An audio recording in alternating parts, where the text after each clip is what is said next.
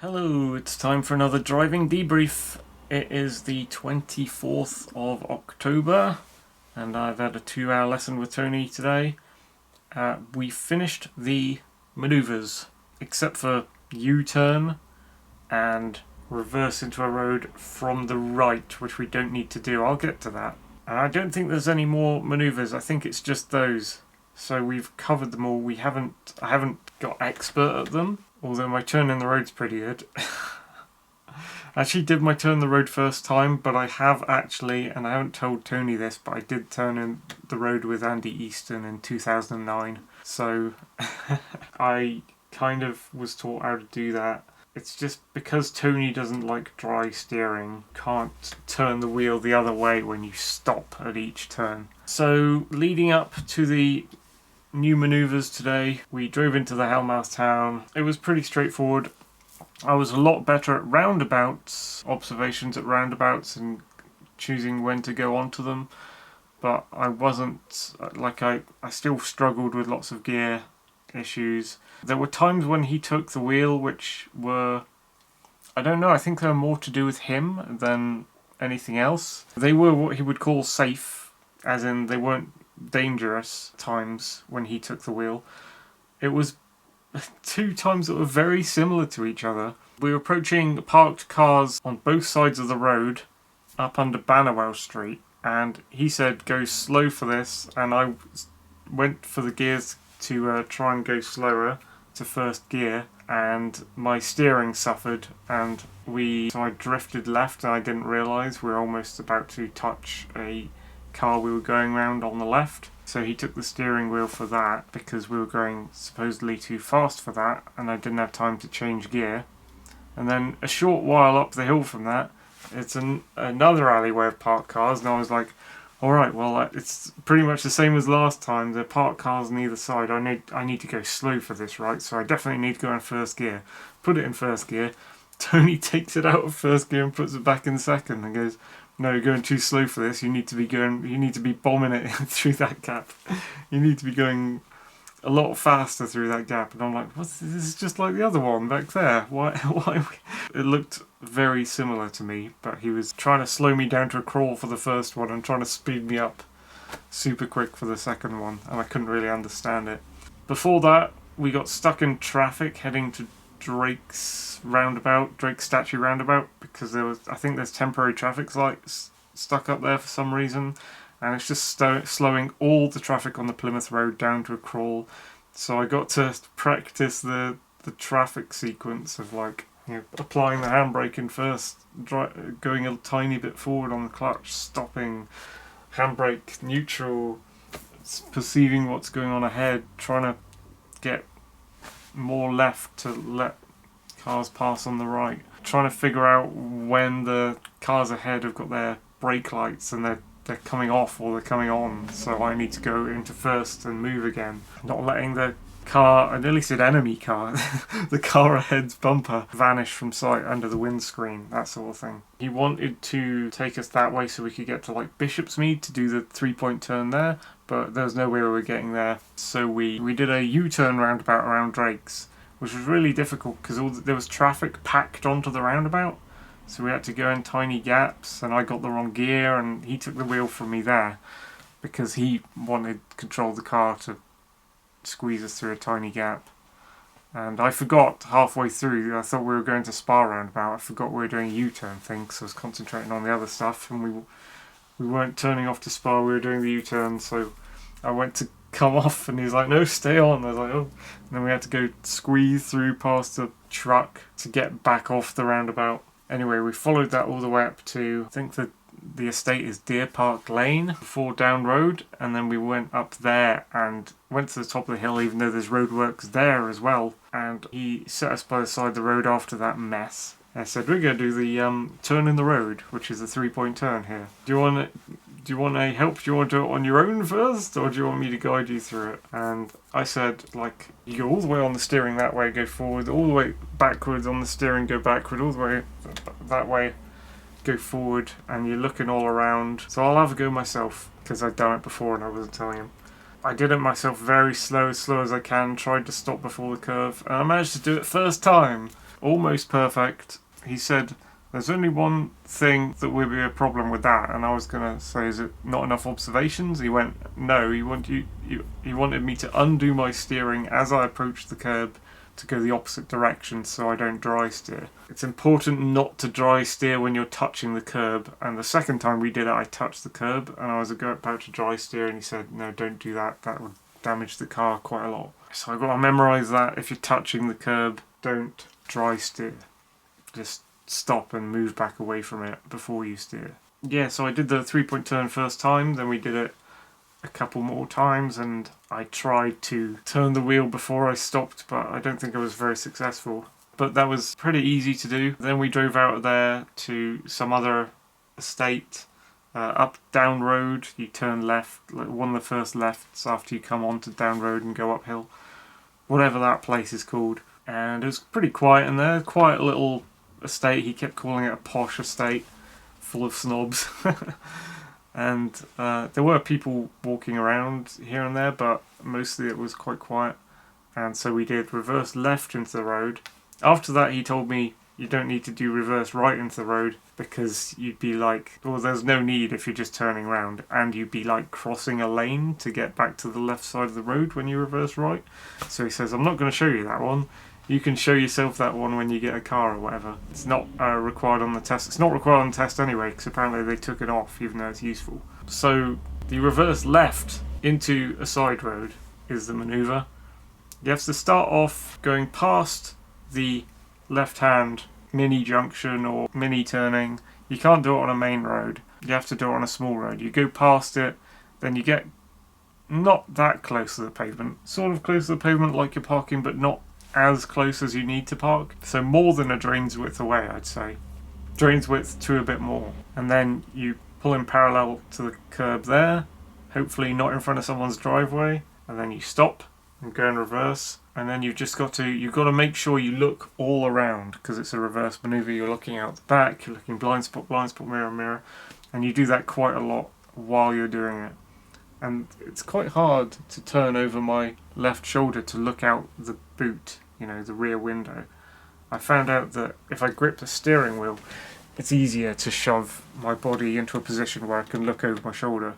But if I don't grip the steering wheel, it's actually quite difficult to turn that way. You need some kind of lever or something, I don't know what you'd call it, something to grip hold of to force your body around. You're looking in the wing mirror. You can't see much in the wing mirror, so you're looking in the blind spot mirror, circle disc thing in the wing mirror. If you only had wing mirrors and you didn't have the blind spot mirror attached, I think you'd meant to dip your wing mirror so you could see the curb. Yeah, you would probably have to do that. And then you're coming backwards in reverse, checking all around for pedestrians and things. Stop as soon as there's a car or pedestrian. When you start turning to the left, you have to be careful because your front will swing out to the right, sort of toward the centre line of the road, and vehicles passing you, overtaking on the right, might hit you if you stick out. And I guess cars passing in front of you would see that as well. You might stick out into them. So it's probably best to pause and brake and just stop the car if there's cars passing you, I think. And then you use that blind spot mirror to see where the curb is. Just leave a gap between your vision of the left rear door handle and the curb, because you can't see your left rear wheel, but you can see your left rear door handle, and that's as good as you can get in the car we're driving in. So you use that to leave a little gap between the curb. You come back parallel, and then you do a tiny amount of steering to the left to go around the corner. And it's really hard to gauge how much steering you need. Sometimes you're oversteering, sometimes you're understeering. All I know is you have to go slow.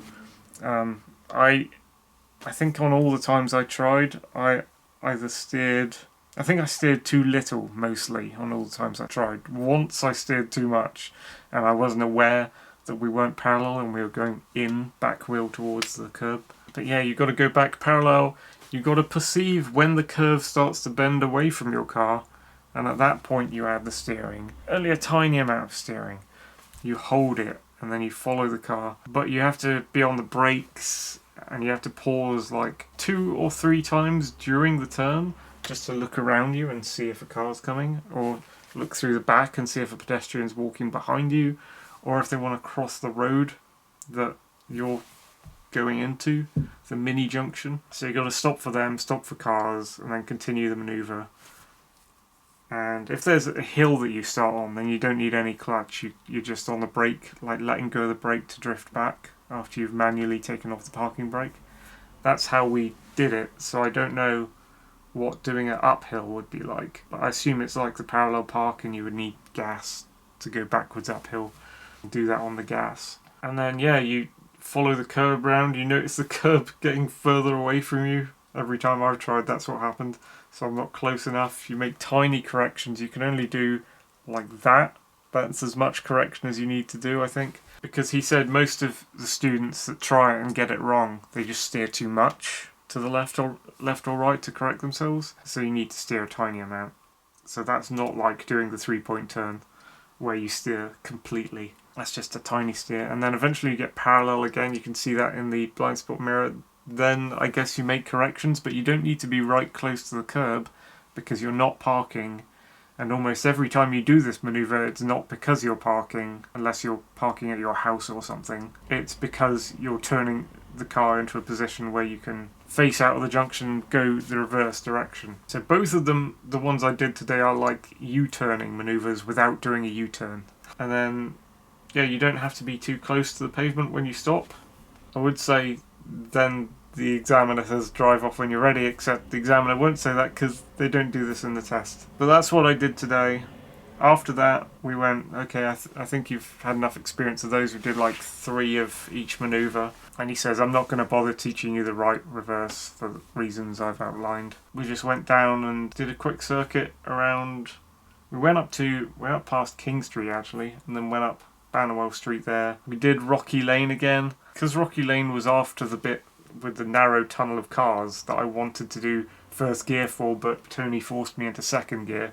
I approached that in second, but I wanted to enter it in first, but he says don't go in first until you get into the very narrow lane of Rocky Lane. So that felt counterintuitive to me. I wanted to do the entire approach in first gear, and it would have been non-dangerous for me to do so. I think it was just personal preference of Tony that he wanted me to go in there faster. Went in there, did the zigzag, slowly drift down to the junction, braked. There was like traffic piled up in front of us that time. So I paused at the junction to look out, and we had to find a chance to go, and there was like a truck parked on the left that I didn't notice, like a big loading lorry parked up. I think its hazards were going. It was stopped on the left side of the road, sticking out. So I didn't see that until we'd turned towards it. But that was a lot easier that time, going down Rocky Hill, so it's getting easier doing that one. Yeah, we did some sort of circuit. Yeah, we did circuit from King Street to Bannerwell Street to there. I didn't realise King Street is actually a junction. It's like an H-shaped road layout, but as soon as you come up the left foot of the H, shall we say, there's a diagonal dotted line, so it's actually meant to be a junction and you're meant to indicate on it before you go. It's a junction that's quite easy to see if something's coming, but you need to indicate there.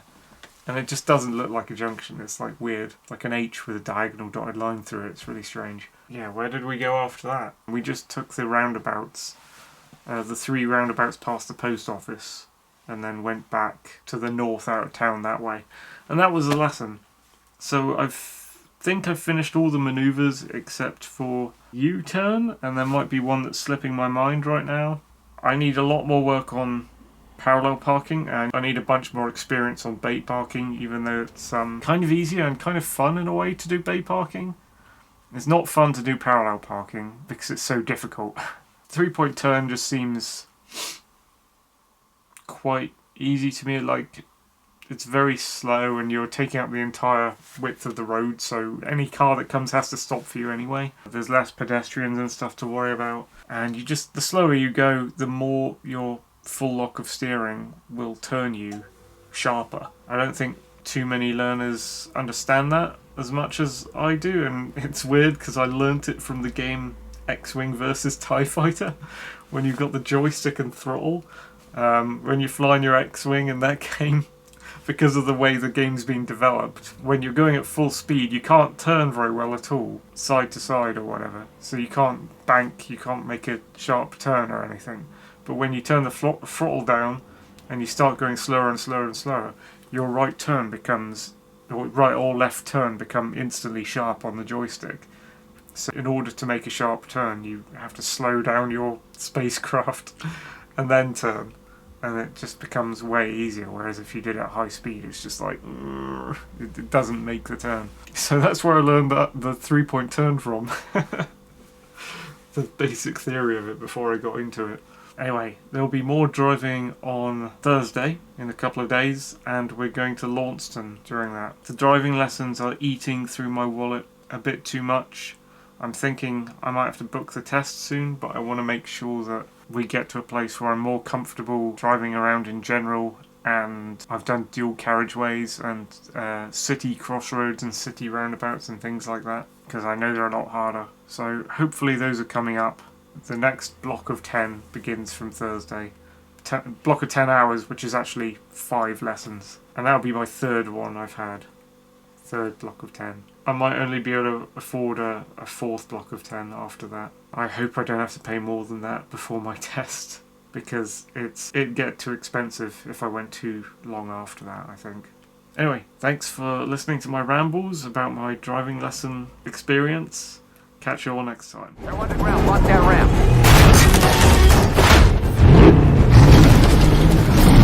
They've got no way off that roof. Turn off your engine. Step away from the car. Trust me. Weapon system activated.